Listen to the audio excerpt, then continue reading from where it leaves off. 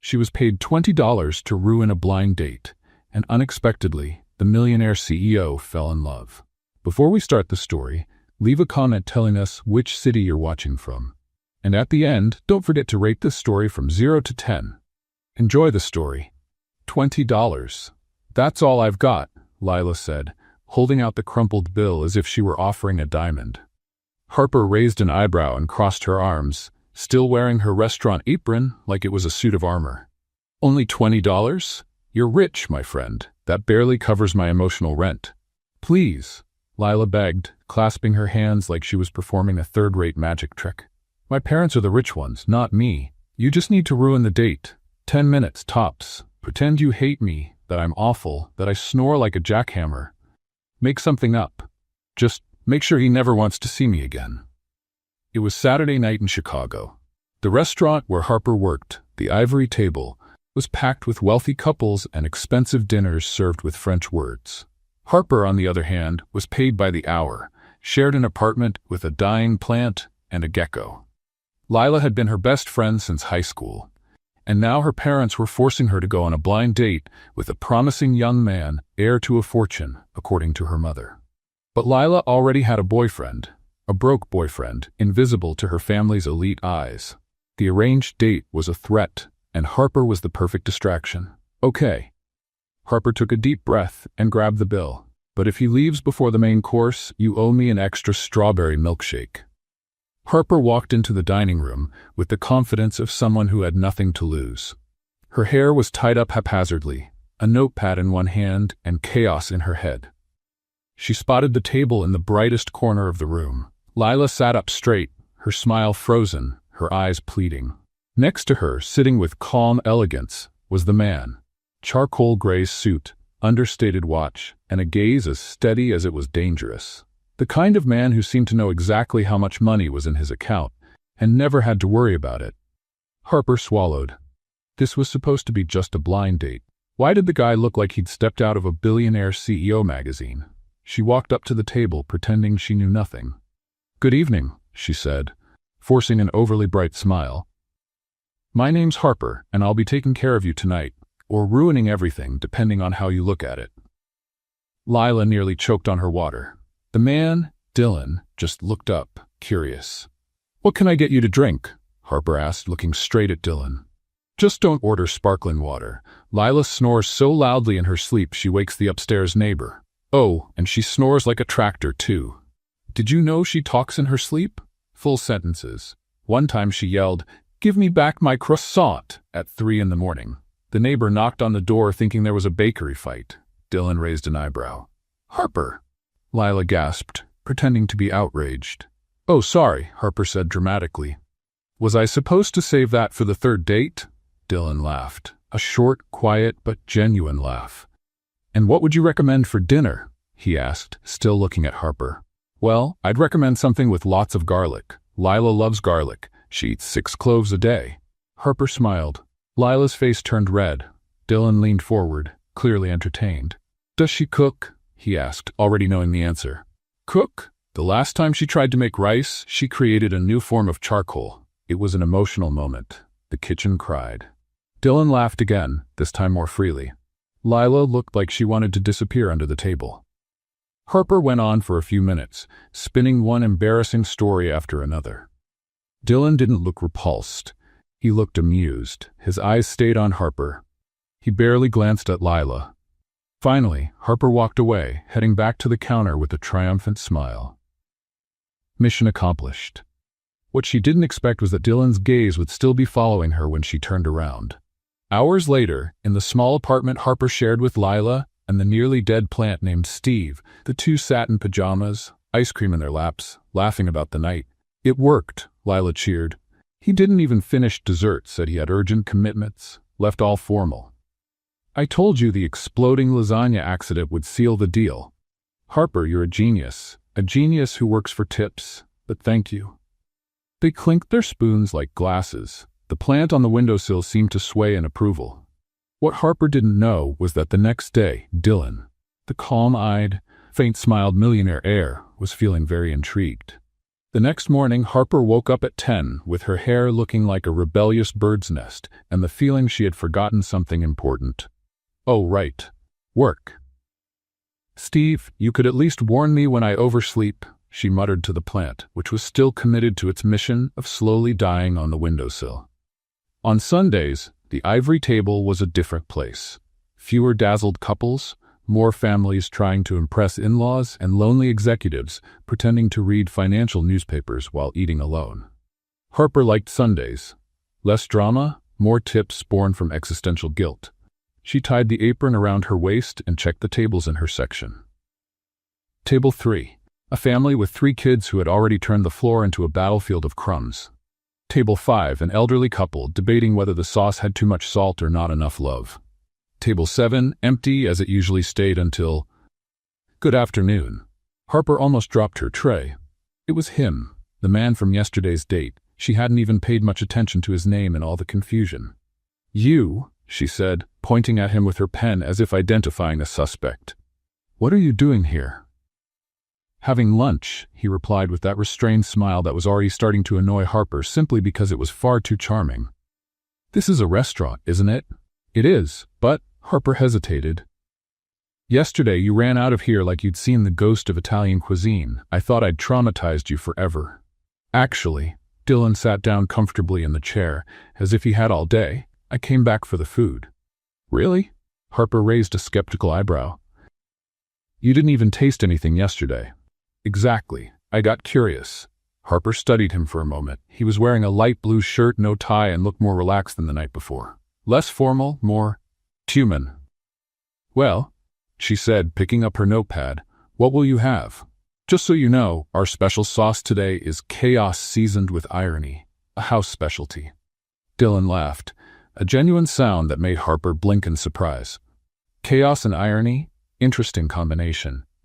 That's what gives life its flavor. Without it, everything gets very dull. "And you know a lot about life's seasonings?" "Well, I've been working here for 3 years serving people who make more in a month than I do in a year. If that doesn't teach you about irony, nothing will." Dylan tilted his head, genuinely interested. "And the chaos?" "Oh, chaos is my specialty," Harper said dramatically. "Sometimes I can even ruin a romantic date in 15 minutes using nothing but embarrassing stories and creativity. It's an art form." "I saw that. Very impressive." Harper stopped, pen suspended in the air. "Wait. You thought that was impressive? Most people find it disturbing. Most people are boring." There was a moment of silence where Harper didn't quite know what to say. Compliments weren't exactly her area of expertise. "Anyway," she cleared her throat, "what do you want to eat? And don't say you choose, because that's too much responsibility for someone who can barely pick which socks to wear in the morning. But I do want you to choose. Why? Because you work here. You must know what's really good." Harper stared at him, looking for signs of sarcasm. She found none. "All right, but if you complain, remember it was your idea." "Noted." Harper scribbled down the order and walked away, but not before noticing Dylan watching her as she moved. Not the typical bored customer look, but something different. Curious, interested. In the kitchen, she handed the order to Marcus, the chef. "Table 7 wants the salmon with passion fruit sauce and the arugula salad with walnuts," she said. "The guy at table 7 hasn't stopped looking at you since he got here," Marcus said as he seasoned a pan. "Do you know him?" "Sort of. It's complicated." "Complicated like psychotic ex-boyfriend, or complicated like millionaire heir falling for the waitress?" Harper laughed. "Complicated like, I have no idea what's going on." When she came back with the drink, Dylan was reading something on his phone, but he immediately put it away when he saw her. "So," she said, setting the glass on the table, "while you're waiting for your food, how about telling me why you really came back here?" "And I'm not accepting for the food as an answer." "Why not?" "Because yesterday you seemed more interested in me than in Lila. And that's strange, considering it was supposed to be a romantic date with her." Dylan smiled. "You're very direct. It's a gift. Comes with the sarcasm and the ability to balance 5 plates on my left arm. Impressive resume." "Thank you. Now answer the question." Dylan hesitated, as if choosing his words carefully. "You said something yesterday that caught my attention." "I said a lot of things yesterday, most of them embarrassing and made up." About your friend burning rice and creating a new species of charcoal. Harper laughed. Oh, that one wasn't made up. Lila really is a danger in the kitchen. But the way you told it, you have a knack for it. For embarrassing people in public? Thanks, I guess. For telling stories. For making people laugh. It's a rare talent. Harper stopped wiping the table, which was already clean. You're strange. Why? Most of the guys who come here complain if the water isn't the perfect temperature. You're here complimenting my ability to create drama at a dinner table. Maybe I'm not like most of the guys who come here. Before Harper could answer, Marcus rang the kitchen bell. The dish was ready. Saved by the bell, she muttered, heading to get the food. The salmon was perfect, as always. Marcus had golden hands in the kitchen, even if he was a professional grumbler. Your choice, he said, setting the plate in front of Dylan. If you don't like it, it's entirely my fault, and I'll take the consequences. Dylan took a bite. His eyes lit up. This is amazing. Marcus will be happy to hear that. He's always saying no one appreciates real food anymore. And you, do you cook? Harper almost laughed. Me? My cooking skills are limited to instant noodles and peanut butter sandwiches, but at least I have a decent palate. Are you sure? You chose this perfectly. Beginner's luck. Dylan kept eating, clearly enjoying every bite. Harper moved on to serve other tables, but every time she glanced toward table 7, he was watching her. Not in a strange or uncomfortable way, but with genuine interest. When she explained to the family at table 3 why they didn't serve regular nuggets, not this strange French thing, Dylan smiled. When she convinced the couple at table 5 to try dessert because life is too short to skip the tiramisu, he nodded in approval. You're popular here, he said when she came back to clear his empty plate.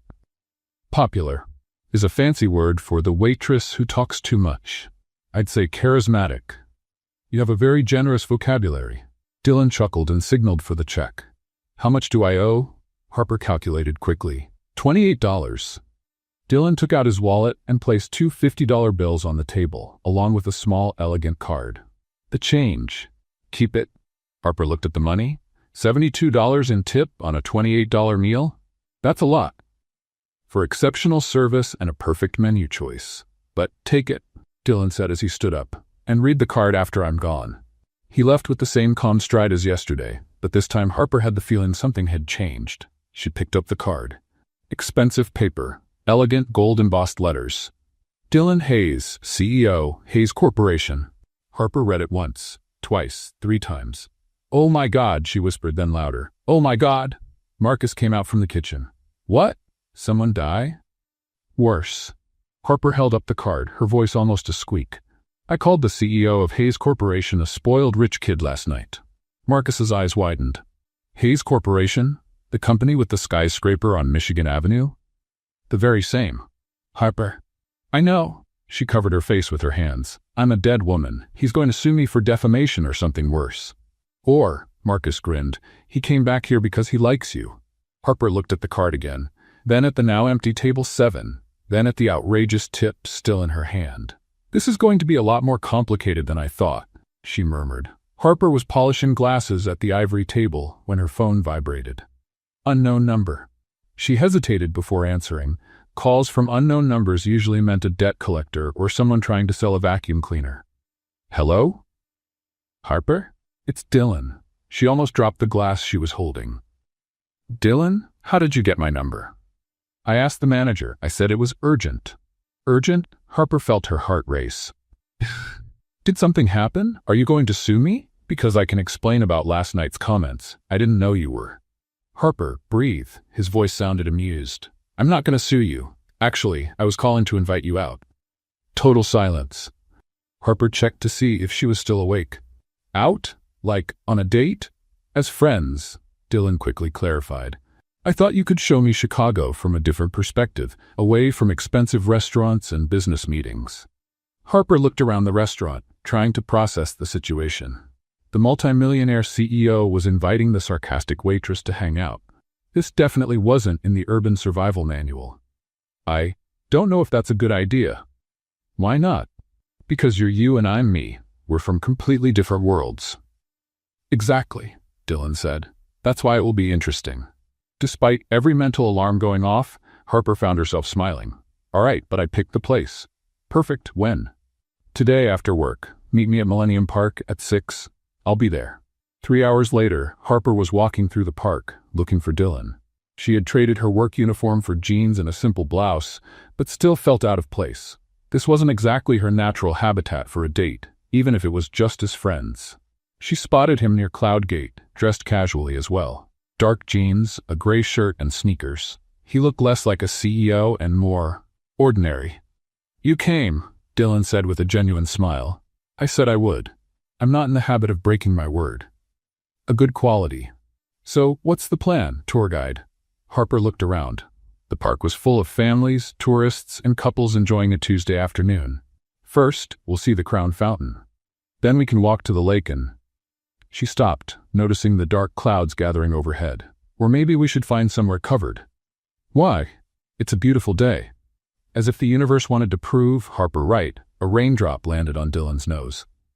Because Chicago has a gift for changing the weather faster than a teenager's mood, Harper said, seconds before the sky opened up above them. The rain started as a drizzle and, within minutes, turned into a downpour worthy of a dramatic movie. Harper and Dylan ran looking for shelter, but every covered spot was already crowded with people who had the same idea. This way. Harper shouted over the sound of the rain, pulling Dylan by the hand. They dashed through wet streets until they reached the building where Harper lived. It wasn't exactly the Ritz, but it had a roof, and at that moment, that felt like luxury. Sorry, Harper said, pushing her soaked hair back as they climbed the stairs. This wasn't exactly how I planned the outing. It's perfect, Dylan replied, and he sounded sincere. Harper opened her apartment door and instantly regretted it. The place was a mess. Clothes on the armchair, books stacked on the floor, and Steve, the plant, looking more dead than alive. Welcome to my palace, she said sarcastically. Sorry about the decor. The style is functional chaos. Dylan stepped inside, looking around with curiosity, not judgment. It's cozy. It's small and messy. It's you, he said simply. And Harper wasn't sure if that was a compliment or just a fact. You're dripping on my floor, she pointed out. I'll get towels.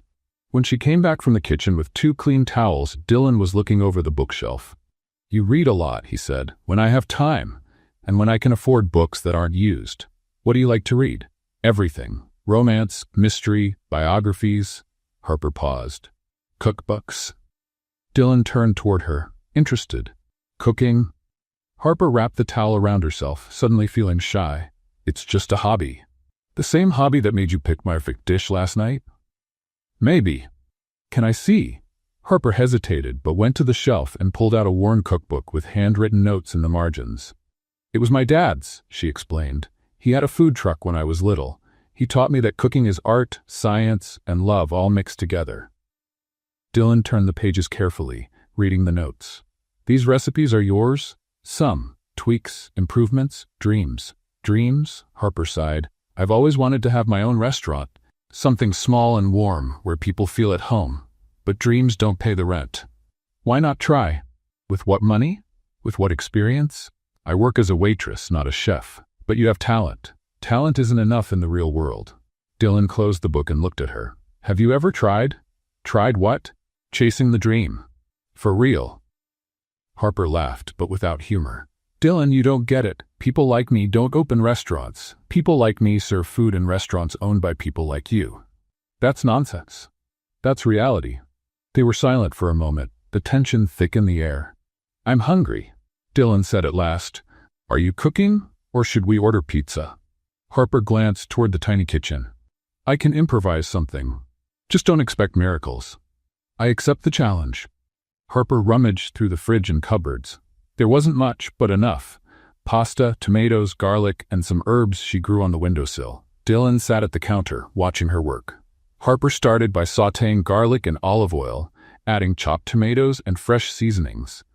Her movements were fluid, natural. Where'd you learn to do that? Dylan asked. From my dad. He used to say, every dish tells a story. And what story is this one telling? Harper smiled as she stirred the sauce. The story of a waitress trying to impress a CEO with $5 worth of ingredients. It's working.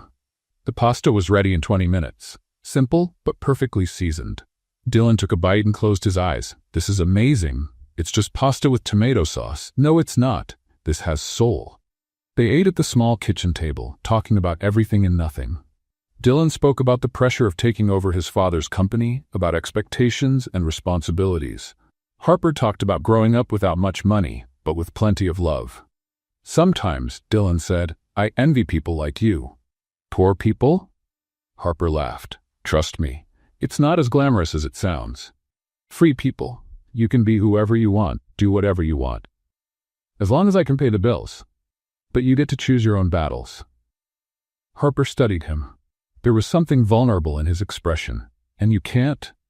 My battles were chosen before I was born. The moment turned intimate, filled with unexpected honesty. Dylan leaned slightly forward, and Harper felt her heart race. That's when the door flew open. Harper, Lila shouted, clearly drunk. You won't believe the night I've had. She stumbled into the kitchen and stopped abruptly when she saw Dylan. Hi, she said, blinking several times as if trying to focus. You're really handsome. Are you a delivery guy? Harper choked. Lila, because if you are, I need to order a pizza. I'm starving and… Lila tripped and grabbed the table for support. Wait, why are you wearing Marcus's shirt? Lila, this is Dylan, Harper said quickly. Dylan? Lila frowned. Dylan who? The only Dylan I know is that guy who… Her eyes went wide. Oh my God, you're the guy from the date. Dylan gave a polite wave. Hello, Lila. You came back, Lila yelled, then whispered loudly, Harper, he looks really hot today. Lila, you're drunk. I am, but I'm not blind. Lila turned to Dylan. Do you like Harper? Lila. Harper's face turned red. Because she's amazing. She cooks like an angel. She's funny, and once she saved a cat from a tree. Well, the cat actually climbed down on its own, but she tried. Dylan laughed. Good to know. And she's single, Lila went on. Very single. Tragically single. Like hasn't been kissed in 6 months single. Lila. What? I'm helping. Lila tripped again. You two make a beautiful couple. He's rich, you're poor. Just like a soap opera. Harper wished the floor would swallow her whole. I think I'd better go, Dylan said, standing up. No, stay, Lila protested. I'll go to my room and you can keep doing whatever you were doing. And by the look of things, it was something interesting. She gave them an exaggerated wink and staggered toward her room, slamming the door behind her. Harper and Dylan were left in awkward silence. Sorry, Harper murmured. She gets like that when she drinks. It's fine, Dylan smiled. But I think I really should go. You have work early tomorrow. You're right. They walked to the door in silence. Dylan turned before leaving. Thank you for dinner and for the company. This was the best night I've had in a long time. Even with the rain and Lila being drunk, especially because of that. He leaned in, and for a moment Harper thought he was going to kiss her, but instead he gently kissed her forehead. Good night, Harper. And he left, leaving Harper in the doorway, touching the spot where his lips had been, her heart beating faster than it should. In the days after that rain-soaked dinner, Dylan started showing up at the ivory table often enough to get noticed. Not every day, but often enough for Clara, the manager, to start asking uncomfortable questions, and for the other waiters to start speculating about Harper's rich admirer. On Thursday, he came in at lunchtime and ordered only a coffee, staying for 2 hours reading newspapers and watching Harper work. On Friday, he showed up at the end of her shift and offered her a ride home, which she refused but thanked him for. On Saturday, he simply appeared at the park where Harper was walking, pretending it was a coincidence. Are you following me? Harper asked, stopping next to the bench where Dylan was sitting with a book. Technically, I was here first, he replied, holding up the book. Restaurant Management for Beginners. Fascinating reading. Harper glanced at the book, then back at him. Why are you reading that? Academic curiosity. Dylan Hayes doesn't do anything out of academic curiosity. You've got some crazy plan in your head, don't you? Dylan closed the book and smiled in that dangerously familiar way. Actually, I have a proposal for you. If it's for me to be your private waitress, the answer is no. Better than that. Dylan stood, suddenly looking nervous. I want to invest in your restaurant. Harper blinked. What restaurant? What you're going to open? With me as the investor and you as the chef and partner. The world stopped for a moment. Harper was sure she had misheard. Are you out of your mind? Probably, Dylan laughed. But I'm serious, I have the capital, you have the talent. We can make this happen. Harper started walking, needing to move to process what she was hearing. Dylan, you barely know me. You've eaten my food once. Once. Pasta with tomato sauce is hardly fine dining. It's not about the food, he said, walking beside her. Well, it's not just about the food. It's about the way you talk about cooking. It's about the passion in your eyes when you mention your father. It's about how you turn something simple into something special. Harper stopped walking. This is pity. You feel sorry for the poor waitress with impossible dreams. Harper. No. She turned to face him. I don't accept charity, especially not disguised as a business opportunity. It's not charity. No? Then what is it? Because men like you don't invest in people like me out of the goodness of their hearts. Dylan's expression grew serious. Maybe men like me recognize opportunities when they see them, and maybe people like you deserve chances they've never had. Harper felt something stir in her chest, but she pushed the feeling away. The answer is no. Harper. No, Dylan. Thank you for the offer, but no. She walked quickly toward her apartment, leaving Dylan standing in the park with his proposal rejected and his confusion clear. At home, Harper found Lila in the kitchen, attacking a tub of ice cream as if it had personally offended her family. Rough day? Lila asked, offering her a spoon. Dylan Hayes just offered me money to open a restaurant, Harper said, dropping onto the couch. Lila nearly choked on her ice cream. He what? You heard me. And you said yes, of course? I said no. Lila set the ice cream down on the table and stared at Harper as if she had just confessed to being an alien. You said no to an investment in your dream from the richest man you know, who is clearly interested in you. That's exactly why I said no. I don't want romantic charity. Harper, you're an idiot. Thanks for the support, best friend. Lila stood and started rummaging through a drawer full of old papers. Where is? Ah, here. She pulled out a yellowed, crumpled flyer. Remember this? Harper looked at the paper in Lila's hand. It was an old flyer for her father's food truck. Jimmy's Kitchen on Wheels. Homemade food made with love. There was a faded picture of her father, smiling proudly beside the red trailer. Lila. Harper's voice came out weaker than she intended. Your father believed in his dreams. He started with nothing and built something beautiful. And you're throwing away the chance to carry on his legacy out of pride. It's not pride. It's fear, Lila said, sitting beside her. You're afraid to try and fail. You're afraid to accept help because that would mean you might need people, and heaven forbid Harper should need anyone. Harper held the flyer, running her fingers over the faded picture. What if it doesn't work out? What if it does? What if he's doing this for the wrong reasons? What if he's doing it for the right ones? Harper looked at Lila. When did you get so wise? Since my best friend started sabotaging the chance of a lifetime. The next morning, Harper was setting up tables when Dylan showed up. But this time he wasn't empty-handed. He carried a folder and had that determined look he probably wore in important business meetings. Can I talk to you? He asked. Dylan, I already said. 5 minutes, please. Clara nodded that it was fine, and Harper led him to a corner table. Dylan opened the folder and spread papers across the table. Floor plans, handwritten menu ideas, market research. What is all this? Your opportunity, Dylan said. I spent last night thinking about what you said yesterday, about charity and wrong motives. Harper looked at the papers. The floor plans showed a small but cozy space, with an open kitchen and intimate tables. The menu had simple but refined dishes, exactly the kind of food she dreamed of making. Dylan, this isn't a charity project, he continued. It's a smart investment in real talent. I put up the initial capital. You bring the culinary knowledge and passion. We split the profits 50-50. You did a full market study overnight? I have a very efficient team. Harper studied the papers more closely. Everything was detailed, thought out, real. Why are you doing this? Dylan hesitated. Because in 3 meetings with you, I have felt more alive than in the last 3 years running a company. Because you have something I lost a long time ago, passion for something that truly matters.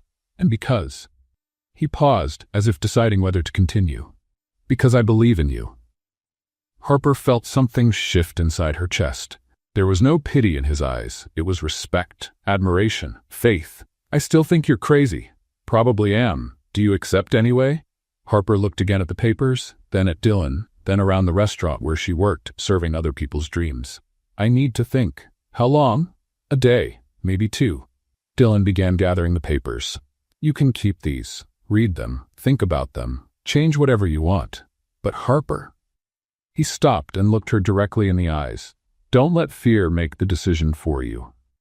After he left, Harper kept staring at the papers. The floor plan showed exactly the kind of place she had always dreamed of. The menu included some of the recipes she had been refining over the years. He had really listened.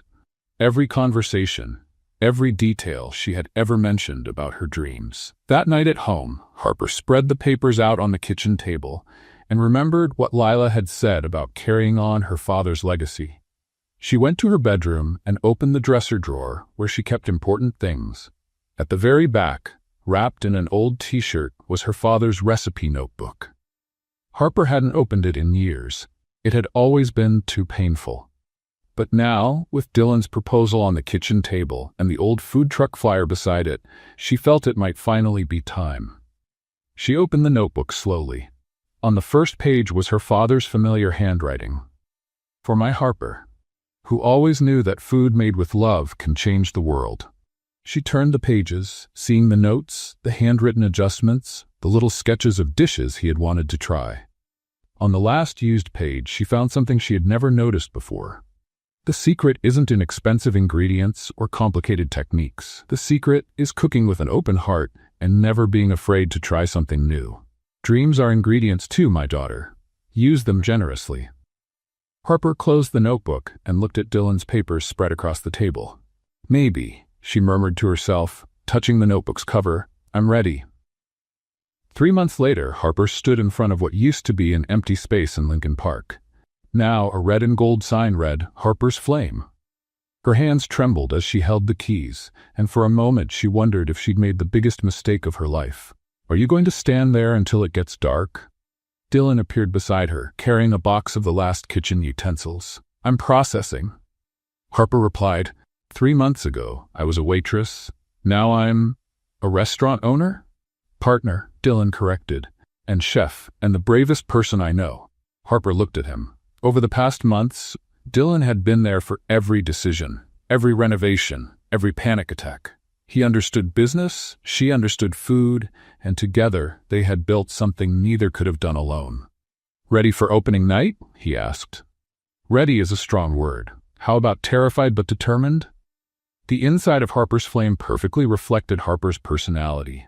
Warm earth-toned walls with unpretentious art, plants hanging in handmade ceramic pots, and rustic wooden tables that looked like they had a history.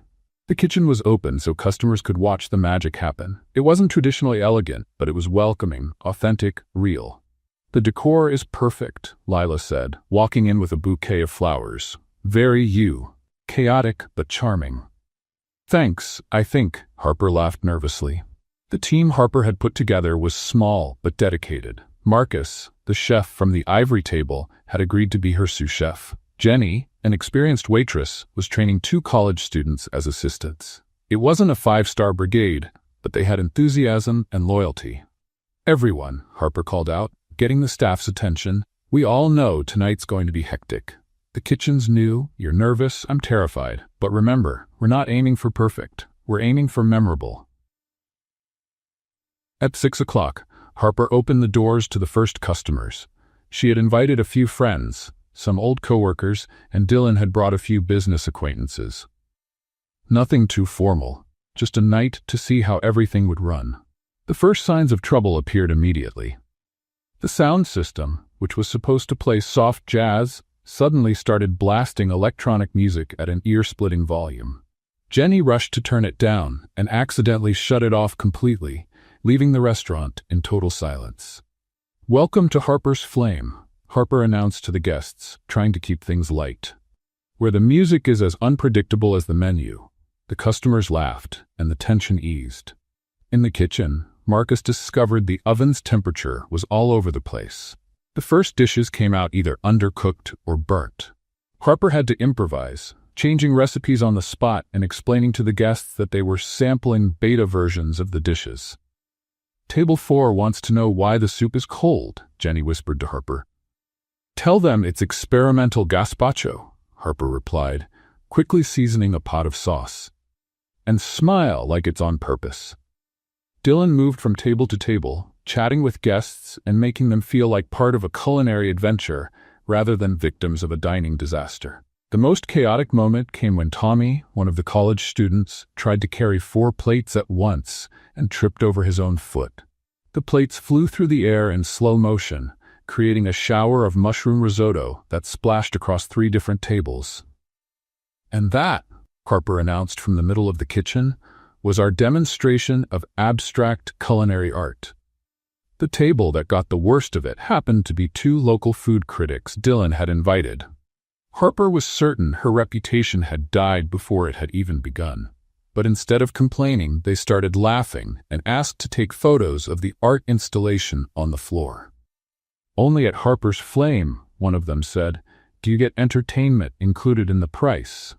By 9 o'clock, against all odds, the restaurant was running smoothly. The dishes were finally coming out on time. Jenny had tamed the sound system, and the guests were clearly enjoying themselves. There was something about the chaotic yet welcoming atmosphere that made people relax and connect.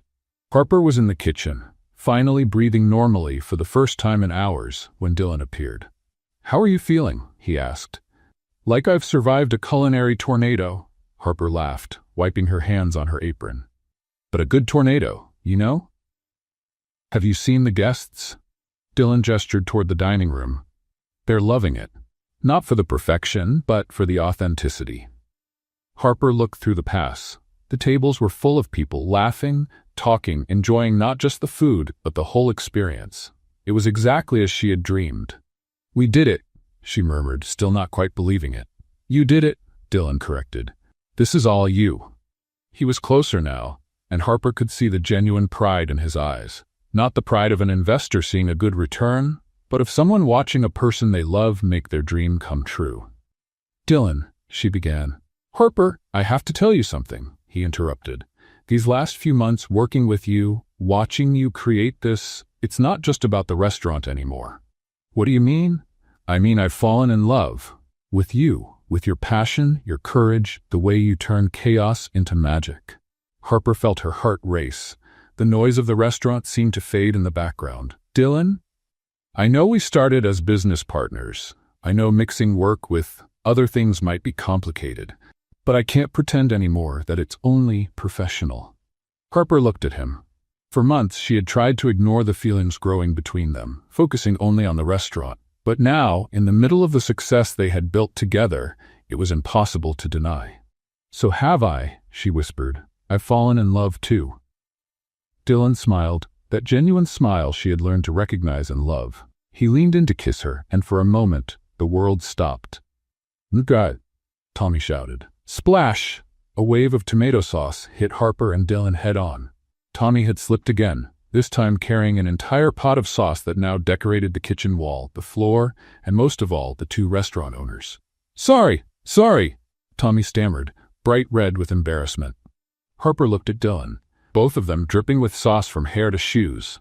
For a moment, she thought they might cry. Then Dylan started laughing, and Harper joined in. Within seconds, they were laughing like teenagers, standing in the middle of their kitchen, completely covered in sauce. "Well," Harper said, wiping sauce off her face, "at least now we know the sauce recipe is good." "Excellent, actually," Dylan agreed, licking a bit off his finger. What they didn't know was that a customer had filmed the whole scene through the kitchen pass. The video of the 2 restaurant owners kissing and then immediately getting hit by a tsunami of tomato sauce would be posted on Instagram 20 minutes later with the caption, "Romance plus food disaster equals pure gold. Harper's Flame, best date night ever." By the end of the night, the video had 15,000 views. The next day, Harper was cleaning the kitchen when Dylan's phone rang. Even from a distance, she could hear the furious voice on the other end. "Dylan Hayes," the voice boomed. "You kissed a waitress? In public? It's on the internet. My friends from the golf club are sending me videos." Dylan held the phone away from his ear, glancing at Harper with an expression somewhere between amused and resigned. "Hi, Mom," he said. "How are you?" "How am I?" The voice rose even higher. "I'm mortified. A Hayes does not behave like this, and in such a common place, with tomato sauce. Harper grimaced and whispered, "Your parents saw the video?" Dylan nodded and kept trying to calm his mother. "Mom, Harper isn't just a waitress. She's my partner, an incredible chef." "I don't want to know what she is," his mother shouted. "I want to know when you're going to come to your senses." Dylan hung up and looked at Harper. "Well," he said, "I think you're going to meet my parents soon." "This will be fun," Harper muttered, scrubbing the counter with unnecessary force. "Hey," Dylan touched her arm. "It doesn't matter what they think. What matters is this, us, what we've built." Harper smiled, but a small knot of worry formed in her chest. She had forgotten that Dylan wasn't just a wealthy investor. He was Dylan Hayes, from a family with expectations and a reputation to protect. And now she was right in the middle of it. A week after the viral opening of Harper's Flame, Dylan was sitting in the 30th floor office of Hayes Corporation, facing his parents like judges in a courtroom. The view of Chicago stretched out beyond the floor-to-ceiling windows, but the atmosphere in the room was colder than the wind off Lake Michigan. Margaret Hayes, elegant and imposing in her Chanel suit, held a tablet showing the video that had become a social media sensation. Robert Hayes, family patriarch and company founder, stood behind the mahogany desk, wearing the most serious expression Dylan had seen in years. 50,000 views, Margaret said, as if announcing a national tragedy. 50,000 people saw a Hayes behaving like a normal person? Dylan suggested. Like a fool. Robert slammed his hand on the desk. Kissing an employee covered in tomato sauce in a popular establishment. Dylan took a deep breath. He had expected this conversation, but that didn't make it any less frustrating. Harper isn't an employee. She's my partner and a talented chef who... She was a waitress 6 months ago. Margaret cut in. Dylan, dear, I know men your age go through phases, but this has gone far enough. Phases? Dylan repeated, incredulous. Late rebellion, Robert explained, as if diagnosing an illness. It's understandable. You took on responsibilities early. Maybe you need to blow off steam, but now it's time to come back to reality. The reality is that I'm an adult, and I can date whoever I want. Not when it affects the family's reputation, Margaret said coldly. Not when it puts at risk everything we've built. Robert stood and walked to the window. Dylan, you have a responsibility. To the company, to the Hayes name, to the future generations of this family. You can't throw all that away for a romantic fantasy. It's not a fantasy. I love Harper. The silence that followed was deafening. Then you leave us no choice but to take drastic action, Robert finally said, turning to face his son. If you continue with this relationship, you will be removed as president of Hayes Corporation. Your inheritance will be cut off. You will be disowned. Dylan felt as if he had been punched in the stomach. You wouldn't do that. We will, Margaret confirmed. And we've already started preparing the papers. You have 1 week to end this and come to your senses. And if I refuse, then you'll find out what it's like to live in the real world you seem to admire so much, Robert said. Without the Hayes name, without Hayes resources, without Hayes protection. Dylan searched his parents' faces for any sign of hesitation, any crack in their resolve. He found none. I need to think. You have 1 week, Margaret repeated. Use it wisely. In the days that followed, Harper noticed a change in Dylan. He still came to the restaurant, but he seemed distant and distracted. Their conversations were short and professional. The warm looks were gone, replaced by a cold politeness that left her confused and hurt. He's acting strange, Harper told Lila as they closed the restaurant on Thursday. Since Monday, it's like he's a different person. Maybe he's having problems at the company, Lila suggested as she counted the cash register. Or maybe he's having second thoughts, Harper murmured. About the restaurant, about me, about everything. Harper, you're being paranoid.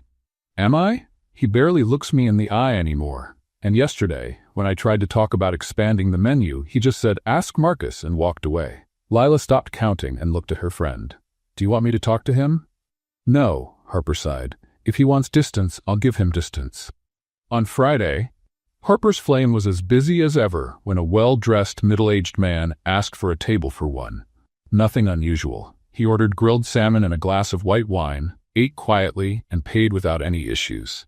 20 minutes after leaving, he came back shouting, I'm going to sue this place, he yelled, drawing everyone's attention. The food was spoiled. I'm feeling sick. Harper rushed from the counter to where he stood. Sir, what's the problem? We can sort this out. The problem is you almost killed me, he went on, dramatically. Food poisoning. I'm calling the health department. Sir, please, let's talk calmly. There's nothing to talk about. My lawyer will contact you. He stormed out, leaving Harper stunned and customers whispering nervously. Within 15 minutes, 2 other tables asked for their checks and canceled their orders. What was that? Marcus asked, stepping out of the kitchen. I don't know, Harper said, checking the salmon batch. The fish was perfect. I inspected everything this morning.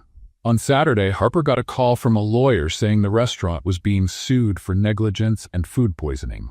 The amount, $500,000.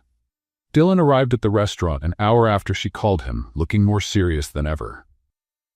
Tell me everything, he said, sitting in the small back office. Harper described the incident, showing all the purchase receipts, quality certificates, and the strict safety protocols they followed. This doesn't make sense, Dylan murmured, going over the papers. All the suppliers are certified, you follow every procedure. Dylan, what if it's true? Harper asked, her voice shaking. What if I really missed something? What if… Harper, look at me, Dylan took her hands. You're meticulous with food. There's no way this was negligence. For a moment, Harper saw the old Dylan again, caring, protective, present. But then he pulled back, as if remembering something. I'll hire a lawyer, he said formally. We'll take care of this. Dylan, what's going on? You've been different since Monday. If something's wrong, tell me. Nothing's wrong. I'm just dealing with some company matters. What kind of matters? Dylan hesitated, clearly struggling with himself. Family matters. About us. His silence was all the answer she needed. I see, Harper said, standing up. Well, thank you for hiring the lawyer. Send the bill to the restaurant. Harper. No, Dylan, it's fine. I understand perfectly. That night, Dylan was in his apartment, staring out at the city lights, when his phone rang. It was the private investigator he had hired to check the validity of the lawsuit. Mr. Hayes, the voice said, I have information about the man who sued the restaurant. What did you find out? He's not a regular customer. He's a private investigator, and the person who hired him will surprise you. Dylan felt the blood drain from his face. Who? Your family, sir. Robert and Margaret Hayes hired him to create a scandal that would force the restaurant to close. Dylan dropped the phone to the floor. His own parents had sabotaged Harper, attacked her dream to make him walk away. He looked at the clock. It was almost midnight, but it didn't matter. He grabbed his car keys and ran out. He had to tell Harper the truth. He had to fix this. But when he got to her apartment, the lights were off, and she didn't answer her phone. His parents' ultimatum was working exactly as they planned, and Dylan realized it might already be too late to choose between his family and his heart. Harper was sitting on the kitchen floor of the restaurant at 5 o'clock on Monday morning, surrounded by piles of invoices, negative newspaper clippings, and a cup of coffee that had gone cold hours ago. The lawsuit had made local news, and reservations were being canceled one after another. Did you sleep here? Lila asked, walking in through the back door. Sleep is a luxury I can't afford right now, Harper murmured, showing her the cancellation list. 43 reservations canceled since Friday. If this keeps up, we'll be closed in 2 weeks. Lila sat down next to her on the floor. What are you going to do? Harper looked around the kitchen that had become her life, her dream, her identity. I'm going to fight, she said, with a determination that even surprised herself. If they're going to take me down, it will be while I'm fighting.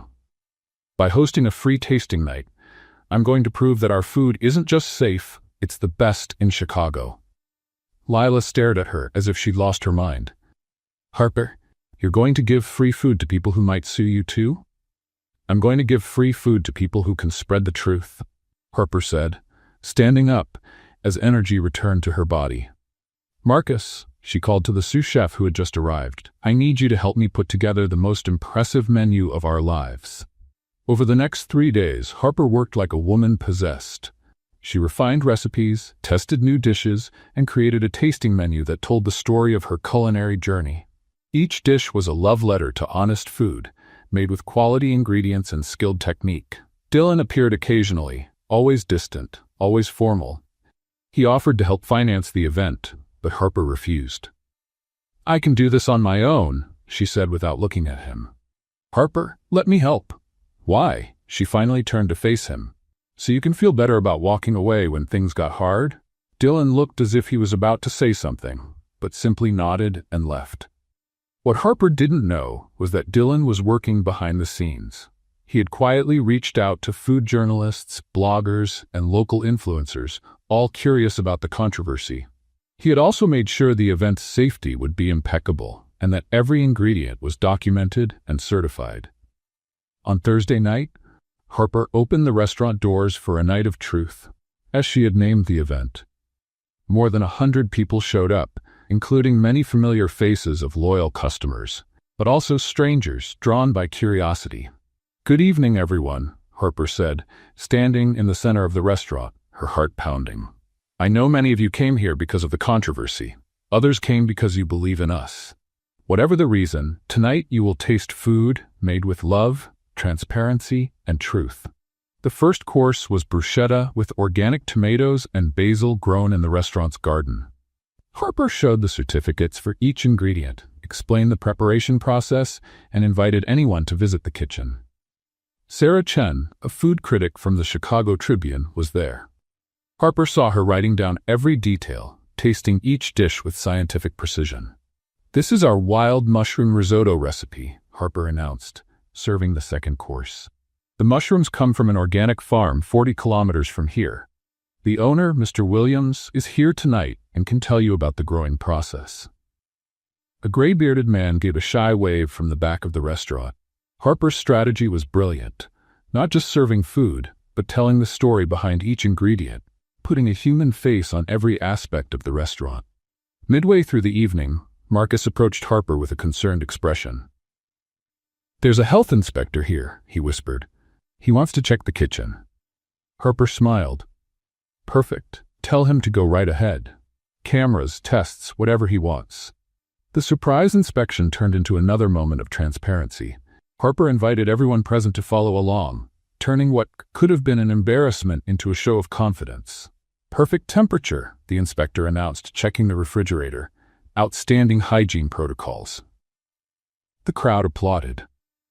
Around 10 o'clock, Harper noticed a group of men in suits talking quietly in the corner. They didn't seem interested in the food and were speaking urgently on their phones. "Who are those guys?" she asked Jenny. "I don't know. They came in about half an hour ago and haven't moved from there." The event was a resounding success. People not only ate, but bought vouchers for future visits, took photos, and posted on social media with positive hashtags.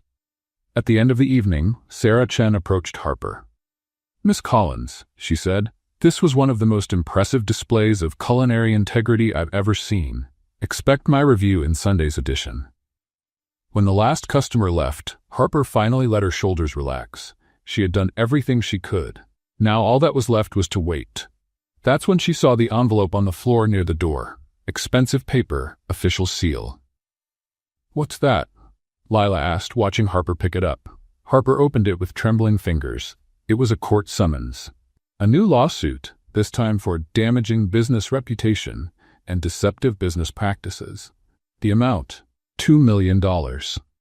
"How is this possible?" Harper whispered. "We just proved our innocence to 100 people." "Who gave this to you?" Lila asked. "It must have been one of those men in suits," Harper said, sinking into a chair. "They were here all night, just waiting for the right moment." Harper's hands shook as she read the document. This time it wasn't just about food poisoning. It was about misleading investors, questionable business practices, and a list of accusations that sounded like someone was trying to destroy not only the restaurant, but her reputation entirely. "Harper," Lila said softly, "this isn't about food anymore. Someone wants to ruin you." A knock on the door interrupted her thoughts. It was close to midnight. Harper opened it cautiously and found Dylan standing outside, 2 suitcases at his feet, his expression a mix of determination and desperation. "Dylan? What?" "I was fired," he said simply. "Well, technically I was removed as CEO and cut off from my inheritance. But the important part is, do I still have you?" Harper looked at him, at the suitcases, at the man who had been distant all week and was now standing on her doorstep vulnerable. "I don't understand." "My parents," Dylan said, stepping inside uninvited, words pouring out. "They hired that man to create the scandal. They're behind the lawsuits. I found out today and confronted them. I told them I chose you, the restaurant, our life together." "Dylan?" "They said if I didn't break up with you by tomorrow, I'd lose everything. So I lost everything," he said with a sad smile. "But I gained the chance to fight by your side, if you'll let me." Harper held the summons in her shaking hands. "Dylan, you don't understand. They won't stop. I just got another summons, $2 million this time." Dylan took the paper and read it quickly. "Then we'll fight them, together. You lost everything because of me." "No," Dylan said, touching her face gently. "I chose everything that really matters." Harper looked into his eyes and saw the truth. No calculation, no hesitation, only love and determination. "Well," she said at last, "I hope you can cook, because now we're two unemployed people with a restaurant to save." Dylan smiled, the first genuine smile in a week. "I think I can learn." 3 months after Dylan showed up at her door with his suitcases, Harper's Flame had not only survived the scandal but had thrived in surprising ways. Sarah Chen's glowing review in the Chicago Tribune, combined with the positive coverage from the tasting event, had turned the restaurant into a symbol of resilience and authenticity. Dylan, now officially a former CEO and ex-heir, had adjusted to life as a full partner in the restaurant with ease that surprised even him. His mornings began at 5 a.m., helping Marcus prep ingredients, and ended after midnight, closing the register and planning the next day's menu. "Are you happy?" Harper asked one Friday morning, watching Dylan chop onions with the focus of a surgeon. "Happy?" He paused, thinking about the question. "I'm exhausted, my feet hurt, my hands are full of cuts from handling knives, and I make in a month what I used to make in a day at Hayes Corporation." Harper felt a knot in her stomach. "Dylan? And I've never felt so fulfilled in my life." He finished, smiling. "This is the first time I've worked with my hands, created something real, gone to bed knowing I've made a difference in people's lives." The success of the original Harper's Flame had caught the attention of independent investors, small business owners who believed in Harper's vision of honest, accessible food. A group led by Elena Rodriguez, owner of a family-run coffee shop chain, had offered to finance a second location. West Loop would be perfect, Elena said during a meeting at the corner table. "Young crowd, professionals who want good food without the pretension. You're exactly what that neighborhood needs." Harper looked at the numbers on the laptop. The investment was substantial but fair. The investors wanted 30% of the profits from the new location, leaving 70% for her and Dylan. "It's a great opportunity," Dylan whispered to her. "We can replicate the concept, keep the quality, and expand the impact." "But what if it doesn't work?" Harper replied softly. "What if we're biting off more than we can chew? Then we face it together, like always."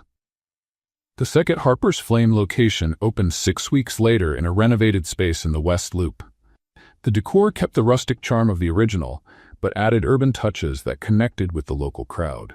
The menu was an expanded version of the original idea, elevated comfort food made with local ingredients and fair prices.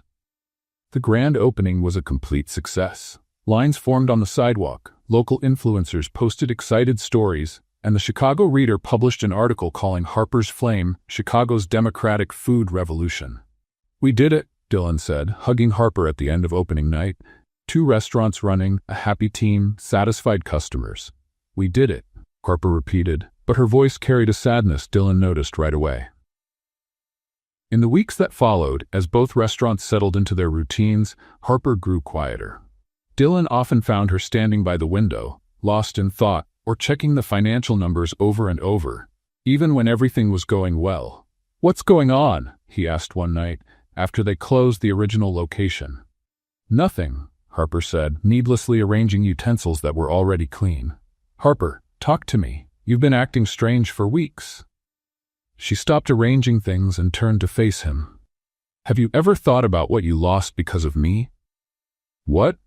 "Your company, your inheritance, your family, everything you worked your whole life to build, gone because of a stubborn waitress with dreams too big." Dylan stared at her, trying to understand where this was coming from.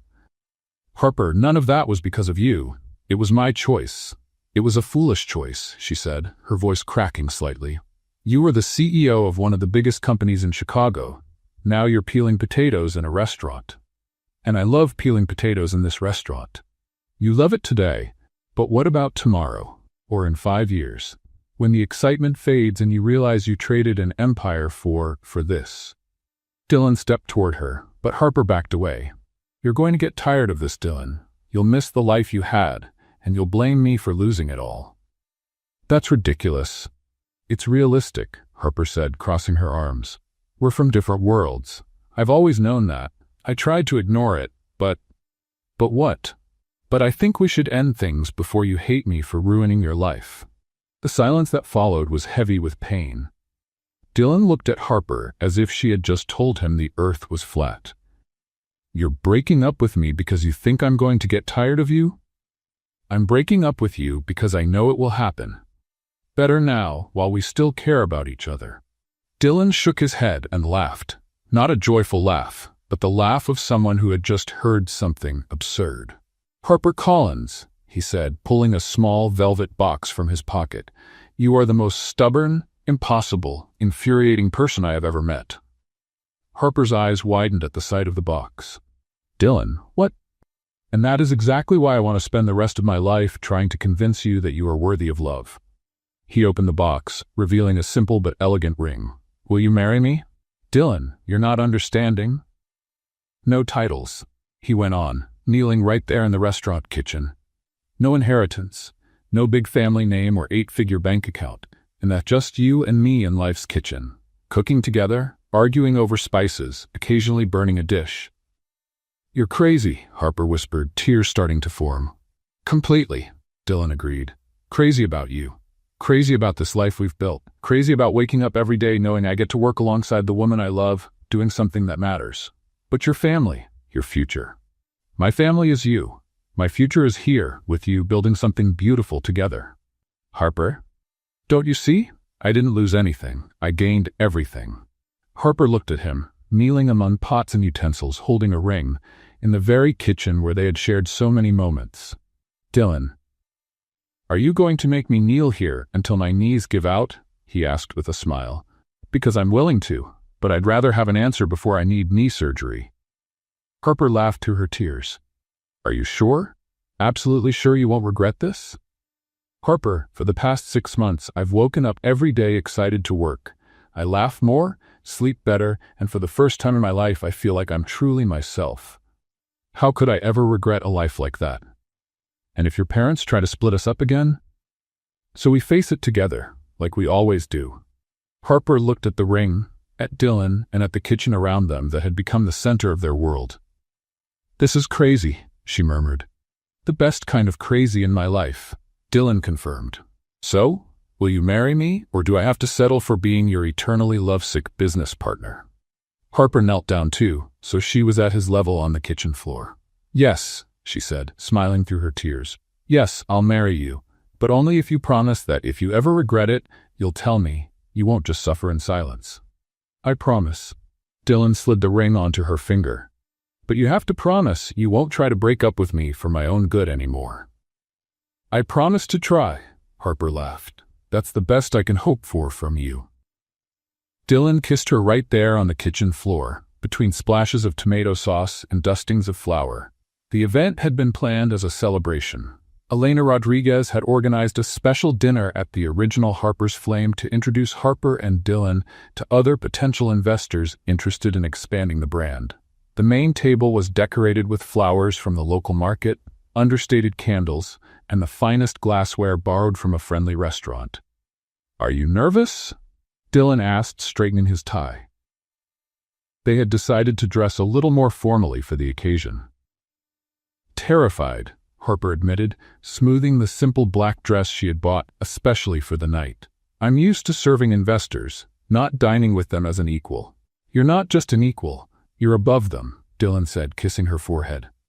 You built all of this with talent and determination. They should feel honored to invest in you. Guests began arriving at 7 o'clock. Elena brought 3 couples of investors, all owners of small family businesses in Chicago.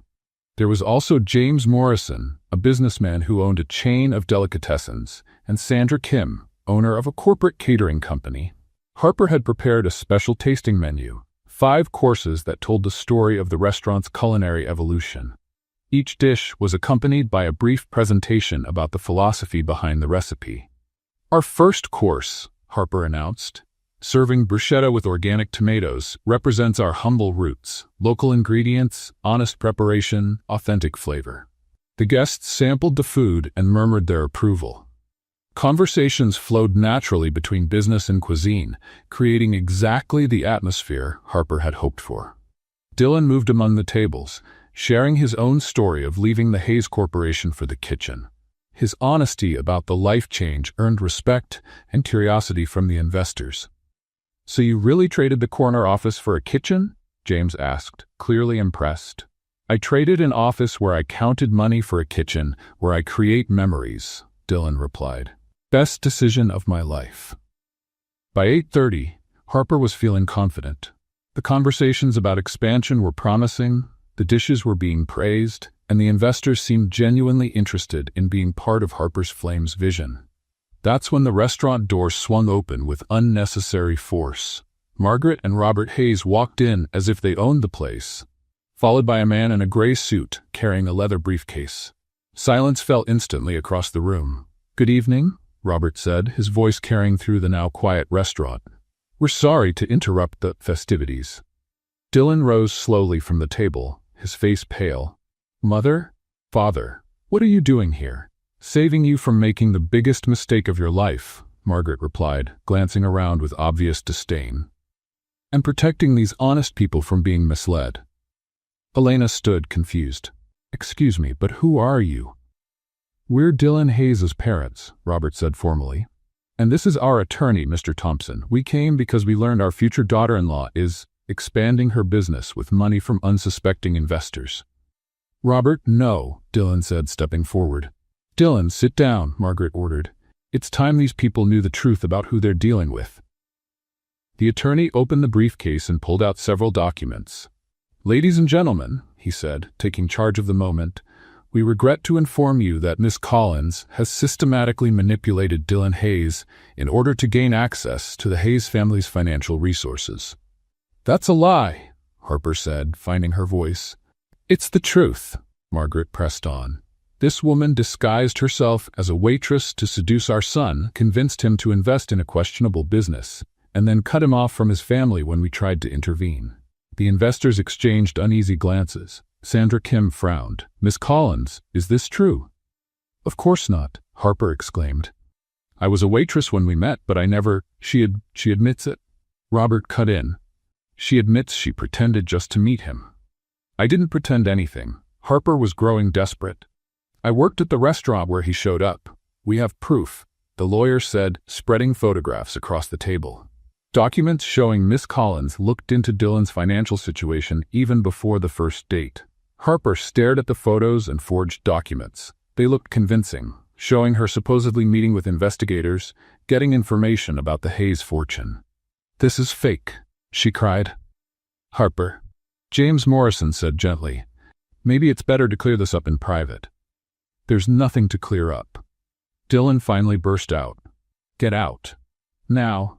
"Dylan, dear," Margaret used the same condescending tone she'd always used when he was a boy. "We know it's hard to admit you were deceived, but these people deserve to know what kind of person is asking for their money."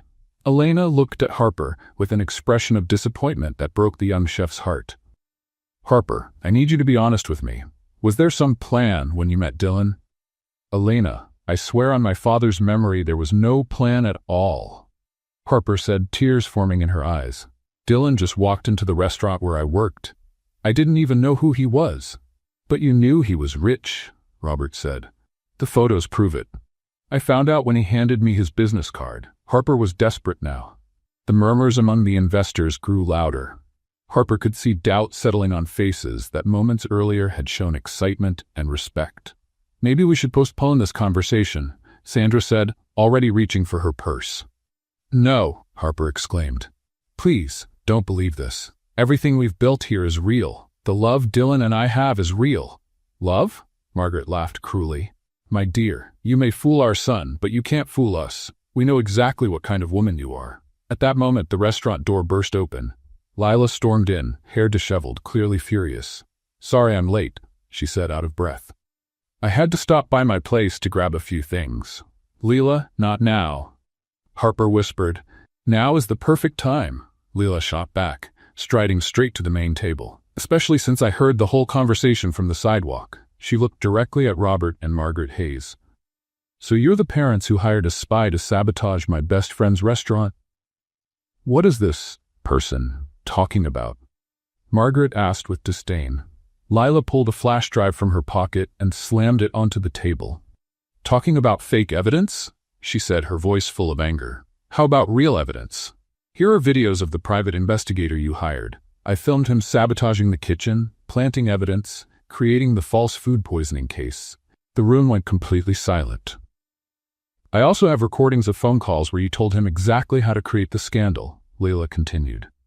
Want me to play them right here in front of everyone? The lawyer tried to grab the flash drive, but Leila was quicker. Oh no, she said, putting it back in her pocket. This is going straight to the FBI. Conspiracy to destroy a business, falsifying evidence, blackmail. You're in serious trouble. Robert Hayes had gone visibly pale. We don't know what you're talking about. You don't? Lila smiled dangerously. Then you won't mind if I hand all this over to the authorities tomorrow morning. She turned to the investors who were watching with their mouths open. The truth is simple. Harper and Dylan met by chance, truly fell in love, and built an honest business through hard work. The only lies here are the accusations from this family of vipers who can't stand the fact that their son chose love over money. Margaret opened her mouth to protest, but Lila cut her off. And if any of you ever try to sue or harm my friend again, this flash drive will end up in the hands of every journalist in Chicago. Imagine the headlines. Hayes family sabotages small business to control son. The lawyer whispered something urgently to Robert, who nodded gravely. Let's go, Robert said at last. But this isn't over. Oh, it's over, Lila replied, and you lost. The silence in the restaurant after the Hayes left was almost deafening. Harper stayed in Dylan's arms, still processing everything that had happened, while the investors looked at each other, clearly trying to grasp the magnitude of the drama they had just witnessed. Elena was the first to break the silence. Harper, she said, her voice soft but firm, I need you to know that after what we just saw, I'm even more certain that you and Dylan are exactly the kind of people we want to do business with. James Morrison nodded in agreement. Integrity under pressure. That's what we look for in business partners. Sandra Kim stepped closer to Harper. I'm sorry you had to go through this, but it's clear who the honest people are in this room. One by one, the investors expressed not only their continued support, but admiration for the way Harper and Dylan had handled the situation. What should have been a night of humiliation had turned into an unplanned display of character. After the guests left, promising future talks about expansion, Harper turned to Lila, who was slipping the flash drive into her pocket. Lila, she said, her voice tired, I don't want you to use that. What? Lila looked at her as if Harper had just spoken an alien language. Harper, are you out of your mind? That flash drive is proof they tried to destroy you. I know, but I don't want to destroy them in return. Dylan stepped closer, frowning. Harper, they tried to ruin your life, our business, our future. And they failed, Harper said simply. Look around. The restaurant is thriving. We have investors who believe in us. We proved our innocence without humiliating anyone in public. Lila shook her head in frustration. But they might try again. They might, but if they do, then we'll use the evidence. For now, I'd rather keep it as insurance.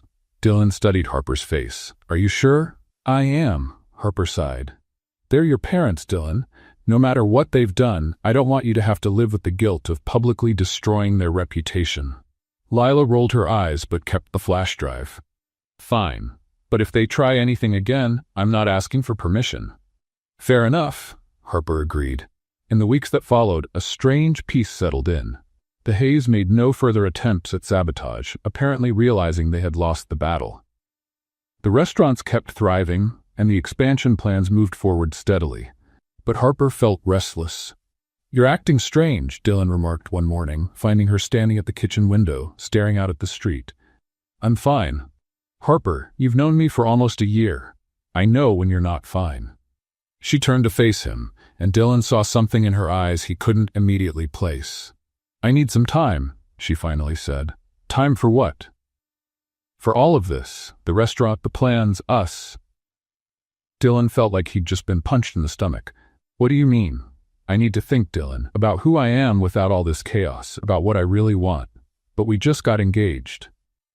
"I know." Harper touched the ring on her finger. "And maybe that's exactly why I need to be sure. I need to know if I'm choosing you or if I'm just holding on to what feels familiar after so much turmoil." Dylan looked at her for a long moment. "How long?" "I don't know. A few weeks, maybe a month." "And the restaurant?" "You can run it without me for a while. Marcus can take over the main kitchen, and you can handle the administrative side. It'll be good for you to prove to yourself that you can do this on your own." "Harper? Please." Her voice was almost a whisper. "I need this." Dylan wanted to argue, to convince her they were fine, that they had overcome everything together. But something in her expression stopped him. "All right," he finally said, "but that doesn't mean I'll stop loving you." "I know."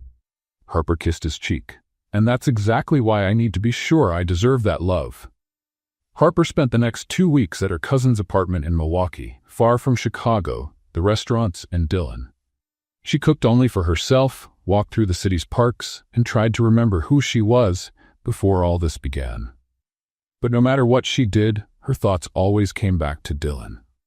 To the way he had learned to season sauces, to how he smiled when a customer praised a dish, to how he held her through the night when she had nightmares about going bankrupt. Lila visited at the end of the second week.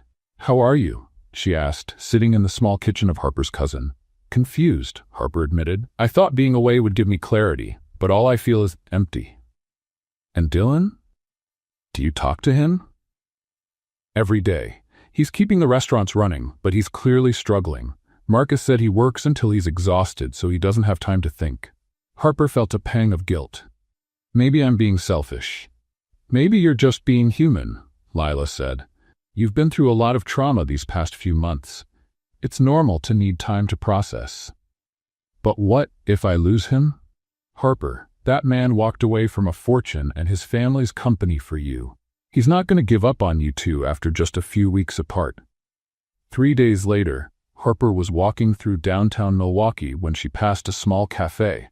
Through the window, she saw a couple sharing a slice of apple pie, laughing at something one of them had said. They looked completely absorbed in each other, oblivious to the world around them. Suddenly, Harper felt such a sharp, physical ache of longing that she had to steady herself against the wall. It wasn't just for Dylan, it was for everything they had built together. For the mornings in the kitchen, prepping the mise en place. For the evenings, telling stories to regular customers. For the feeling of building something important and beautiful with the person she loved. She pulled out her phone and called Harper's Flame. "Harper's Flame, good morning," Jenny's voice answered. "Jenny, it's me. How's everything?" "Harper." Jenny sounded genuinely happy. "Missing us? Because we are missing you like crazy." "How's Dylan? Working too much, smiling too little, but keeping it all going. Actually, hold on a second." Harper heard voices in the background. And then Marcus came on the line. "Chef, you need to come back." "Why? Is there a problem?" "Not exactly problems, but last night we had a table ask specifically for Harper's risotto.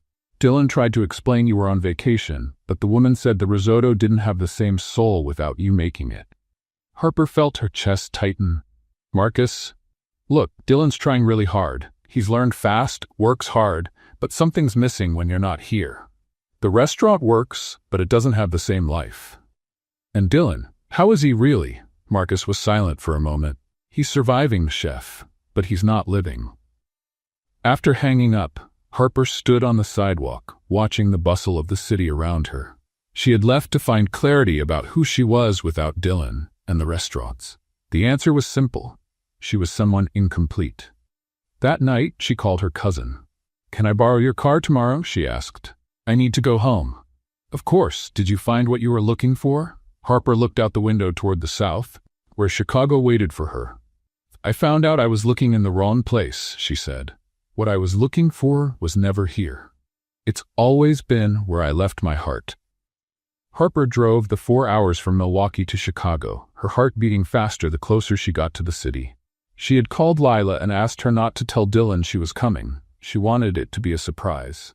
It was almost 8 in the evening when she parked in front of the Ivory Table, the restaurant where it had all begun. It wasn't by chance she had chosen that place for the reunion. It was there Dylan had first appeared as a mysterious customer. There she had discovered who he really was, and there their lives had become irreversibly intertwined. The restaurant lights were off, but Harper could see a familiar figure moving in the kitchen through the back windows. Dylan was there, exactly where she had hoped he'd be. She used the key Clara had given her years ago for emergencies and slipped quietly in through the staff entrance. The restaurant was empty, chairs stacked on tables, but from the kitchen came the familiar sound of someone at work. Harper found Dylan with his back to the door, chopping onions with the precision of someone who had spent the past few months perfecting the skill. He was wearing a simple t-shirt and jeans, his hair slightly tousled, completely focused on the task. "Your knife skills have improved," she said softly. Dylan froze mid-motion, the knife suspended in the air. Slowly he turned. "Harper," his voice came out in an incredulous whisper. You're here." "I am." She stepped into the kitchen. "Clara told me you use this kitchen to test new recipes. It's quieter at night. I can think better." They looked at each other for a moment, the physical distance small, the emotional one still uncertain. "What are you making?" Harper asked, nodding toward the ingredients spread across the counter. "Trying to recreate that tomato sauce you used to make," Dylan admitted. "I can't get the seasoning right." Harper smiled slightly. "Can I help?" Dylan nodded, stepping aside to give her room. Harper washed her hands and moved next to him, the familiarity of her motions returning instantly. "The secret," she said, adding a pinch of fresh oregano, "is timing. You have to feel when the garlic is just right, neither too browned nor still raw." They worked side by side in silence for a few minutes, like dancers who knew every step by heart. Dylan chopped tomatoes while Harper sautéed the base, their movements in sync despite the weeks apart. "I missed you," Dylan said suddenly, without looking at her. "I missed you too," Harper admitted. "More than I thought I could." "Why did you leave, Harper? Really?" Harper paused, stirring the sauce as she chose her words. "Because I was afraid that everything between us had happened out of chaos, not out of a real choice. I wanted to be sure I'd choose you even in calm times. And are you sure now?" "I am." She turned to face him. "I spent 3 weeks trying to imagine a life without you, without this, without what we built together. And I realized I don't want that life." Dylan stopped chopping. "What do you want?" "I want to wake up next to you every day. I want to argue with you over whether the sauce needs more salt. I want to build a culinary empire based on love and honest food. I want to grow old with you, complaining that customers don't know how to appreciate good cooking." Dylan smiled, the first genuine smile she had seen since she returned. "And what about making sure you love me for the right reasons?" "Dylan," Harper stepped closer to him, "you gave up a fortune for me. You learned to cook, to run a restaurant, to deal with difficult suppliers. You chose a harder life because I was in it. If that's not loving for the right reasons, I don't know what is." They were close now, the aroma of tomato sauce wrapping around them like a memory of all their best moments. "Did you come back for the restaurant? Or for me?" Dylan asked quietly. "I came back because I realized there's no difference." Harper touched his face gently. "You are the restaurant. The restaurant is you. You're what we built together, what we are together." Dylan pulled her closer, resting his forehead against hers. "Don't ever leave me like that again." "Never," Harper promised, "unless you burn my tomato sauce. Then I might have to reconsider." Dylan laughed and kissed her right there, in the middle of the kitchen where their lives had first intertwined, with the scent of garlic and fresh tomatoes witnessing their new beginning. "Come on," he said, taking her hand. "Let's go home." "Home," Harper repeated, and for the first time in weeks, the word felt whole. 6 months later, Harper's Flame had become more than a restaurant. It was a symbol. a symbol that dreams can come true, that true love exists, and that sometimes the best recipes in life come from the most unexpected ingredients. The grand reopening night after the renovation had been planned for weeks. Harper had decided it would be more than a party. It would be a celebration of everything they had overcome and built together. "Are you sure you want to announce the engagement tonight?" Dylan asked, adjusting the lights in the main room. "Isn't that a lot for one night?" "That's exactly why I want to announce it tonight," Harper replied, arranging flowers on the tables. "I want everyone who believed in us to know we made it, in business and in life." The restaurant was decorated with a perfect mix of elegance and warmth. Golden lights created a magical atmosphere, and the aroma from the kitchen promised an unforgettable evening. The first guests to arrive were Elena and her investors, followed by Marcus and the entire team from the ivory table. Clara brought a bouquet of flowers with a card that read, "For the waitress who became the chef of her own destiny." "Have you seen how many people came?" Lila asked, arriving fashionably late but stunning in a red dress that definitely turned heads. "There's a line down the sidewalk." "Leila, you look beautiful," Harper said, hugging her. "Thank you for being here." "I wouldn't miss this even if Chicago were invaded by aliens," Lila grinned. "By the way, I prepared a speech, and before you say no, I've already told everyone I'm speaking." Harper laughed, knowing it was useless to argue. The evening flowed perfectly. Harper and Dylan moved from table to table, sharing stories, serving special dishes, and simply enjoying the moment. The menu for the night was a culinary journey, from the first risotto Harper ever made for Dylan to sophisticated dishes that reflected the restaurant's growth. Around 9 o'clock, Dylan tapped a spoon against a glass, drawing everyone's attention. "Friends," he began, "Harper and I want to thank all of you for being here, for believing in us, and for supporting us through the hard times. And we have something to share," Harper continued, holding out her hand where the ring sparkled under the lights. "We're getting married." The room burst into applause and shouts of joy. Lila, of course, was the first to yell, "I knew it! I always knew it!" Then she turned to the other guests. "I'm the one who brought them together, just so you all know." "Lila," Harper began, "it's true. If it weren't for me sabotaging that awful blind date, these two never would have met. I'm the official matchmaker in this story." Everyone laughed, including Harper and Dylan. It was impossible to be upset with Lila when she was so clearly happy for them. Just then, the restaurant door opened and Robert and Margaret Hayes walked in hesitantly. The room went silent. Dylan stiffened beside Harper, but she squeezed his hand, giving him strength. Robert stepped closer to the couple, Margaret a few steps behind. He looked different, less imposing, more human. "Dylan," he said quietly. "Harper, we were hoping we could speak with you." "Dad?" Dylan replied cautiously. "We came to apologize," Margaret said, stepping forward. "For what we did, for the lies, for the way we tried to tear down something you built with love." Harper looked at Dylan, then at his parents. "I've realized something over the past few months," Robert continued. "I spent my whole life focused on money, reputation, and keeping up appearances. And I nearly lost my son because of it." "Robert saw an interview you gave on television," Margaret said to Harper, "about the restaurant, about your dreams," and he cried. Robert looked embarrassed, but he didn't deny it. "I saw the passion in your eyes when you spoke about food, about the restaurant, the same passion Dylan has always had, and I never understood. I realized you didn't take my son away from me, you brought him back to life." Dylan was clearly moved. "Dad, the money, the business empire, none of it matters if my son isn't happy," Robert said, looking directly at Harper. "And it's obvious you make him happy in a way I could never understand or give him." Margaret stepped closer to Harper. "Could you forgive us, and maybe let us be part of your lives?" Harper looked at Dylan, who gave a small, almost invisible nod. "Everyone deserves a second chance," she said. "Especially family." The hugs that followed were hesitant but heartfelt. The guests, who had been watching in respectful silence, began to applaud again. "And now," Lila shouted, always ready to break overly emotional moments, "let's eat, because food gets cold and love stories are even better on a full stomach." The rest of the night was pure magic. Music, laughter, stories being told, and plans being made for the future. Later, after the last guests had left and they were cleaning up, Harper came out of the kitchen wearing a new apron. On the front, embroidered in gold letters, it said, "Chef of his heart." Dylan stopped stacking chairs and stared at her. "Where did you get that?"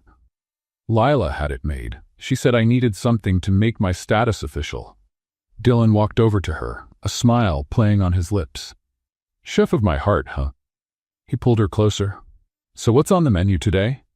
"A future seasoned with love, a pinch of adventure, and lots of laughter," Harper replied, wrapping her arms around his neck. Dylan kissed her gently, then looked into her eyes.